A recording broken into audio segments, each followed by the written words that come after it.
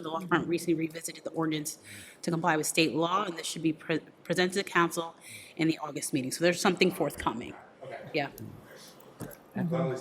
Yep. Can I just I forgot about this. I wanted to add this. I'm 5 minutes behind the conversation on this comment. But we were talking about the health insurance increase, and one of the other driving forces to it. I'm sorry. One of the other driving forces, it was brought up by the Governor Murphy yesterday, actually, was the reason they gave for the spike was the demand has been pent up because of the pandemic. So the claims are this, and that's kind of what's driving up the cost as well. So, and we're probably experiencing the same thing. So hopefully, maybe in future years, that kind of normalizes, but again, that's just an observation and something to keep an eye on. Okay. Any other questions on the revenue side? I didn't go through the slides just because I know it's been done already. Yeah.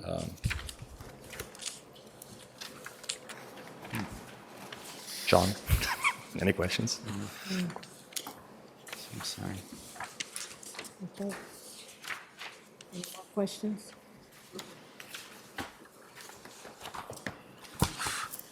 Youssef, any questions? Okay. James, any questions? I don't think so.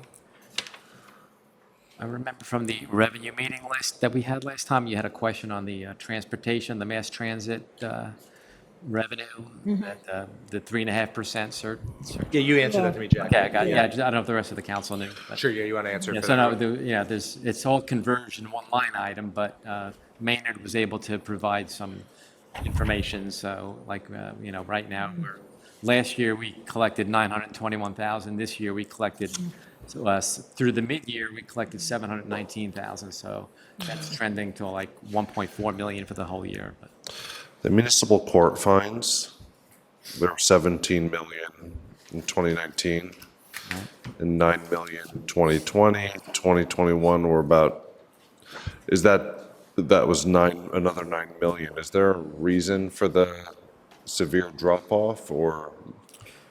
Well, I believe a lot of cases, I defer to Wendy, but a lot of cases weren't being heard. As far as the anticipated number in the budget, that's the 3-year average. That's the maximum we're allowed to anticipate this year. I can tell you where we're at now.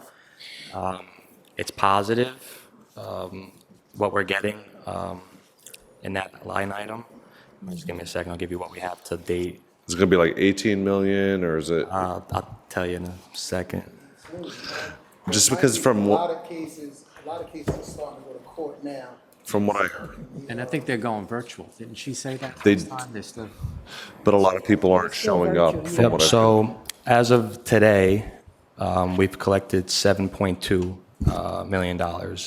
So anticipated year end is about 12.5, assuming that we continue at that pace. Okay. All right. I personally think that, if you have anything in municipal court, you shouldn't be allowed to get any other sort of license until that item's been resolved, just from hearing some of the comments from, members of the judiciary that a lot of people aren't showing up because there's zero consequences. So I think, it's incumbent upon the council to act and do something similar to the Airbnb ordinance where, they couldn't get any, they can't do a short-term rental until they've gone through the municipal court and, basically settled all their claims. So I think we should do that across every department. You shouldn't be able to open up a business. You shouldn't be able to get a construction permit. You shouldn't be able to get anything until you've adjudicated everything through the municipal court system. Because from what I've been hearing, a lot of people aren't showing up because of lack of consequences. So that's just Yeah. my 2 cents. But I think we should do something along the lines of the Airbnb ordinance. Isn't the consequence for not showing up the warrant? Or no? Sorry, they're not actually gonna chase these people down. I don't know. Right. they might send them a notice, but that's the extent of it. Let me ask you something. Is there a way that we can find out if each departments are duplicating services? Because if they're duplicating services, the possibility we can cut back there. Because a lot of times I see they put it like in contractual services, they group everything in. You know what I'm saying? So that is something that I've talked to the team here about doing that, because ultimately, every department has its own mission, operation, and request. The current software that we do have does not track for these things. We do have all of our budgets kind of started in Excel, then we put into the state document. There's no KPIs or priority-based budgeting, none of that. So over the last couple of months, we've been really drilling down on that to update that information and get, what are the programs, what are the services, so that it isn't duplicated, and see where areas were aligned. But I will say a lot of last year being spent in organizational structure meetings, understanding the directors, understanding salary and ranges. That was kind of sort of assessed first. And now I think this year we are going to look to see if there are things that should be in the youth department, should be in the youth department, should be in health, and should be in community development or affordable housing, all those kind of sort of nuances. But in our status today, we can model and assess some things, but ultimately we're moving in that direction. Okay, all right. I also see a lot of stuff regarding parking enforcement. Like you look at the parking enforcement fees, it's down from 2019. Parking meter fees also down.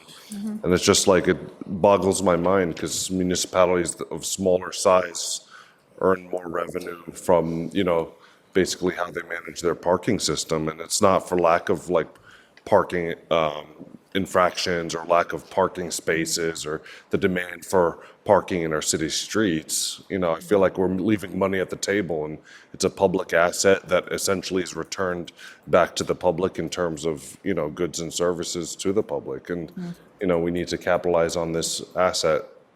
And it just boggles my mind. I do know we do have a lot of vacancies within parking enforcement. I'm sure that's an attributing factor to the decrease. And but as far as this budget is concerned, we are on pace to collect what we're anticipating, and hopefully next year, continues to go in that direction. I also see parking enforcement fees twice. Yeah. So there's meter fees and then all other fees. So meters are meters and Park Mobile, and the other miscellaneous things are no parking signs, a combination of items. I see the first page, it says, parking enforcement fees 8192. Then it says parking meter fees. But then you go to page 2025, and it says parking enforcement fees again. Is that Sorry, could you just give me those pages again? I'll be able to answer. page 22 and 25? I don't know if that's the same thing or it's part of the same calculation. I didn't. What was the first one? Or is it? Oh, page 22, I just summarized some of Okay, those got it. larger items, just to see, so you can show you those 3-year averages that we collected. And then page 23 through 26 is a reflection of actually what's being anticipated in the budget. So yes, those are the same items, but they're not duplicated within the budget document. It's kind of just Okay. an informative slide on 22. Yeah. Appreciate that. Thank you for clarifying. Yep.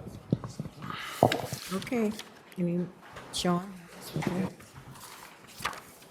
May I have a motion to adjourn at 4:16 PM? Motion. Motion made by Councilperson Saleh. May I have a second? Second. Second by Council President Waterman. All council members in favor of the motion to adjourn at 4:16 PM by acclamation, please say aye. Aye. We are out of here at 4:16. Thank you so much, everyone. And remember, you. teamwork Thank makes you. the dream work. Have a Thank great you, guys. Thank you, guys.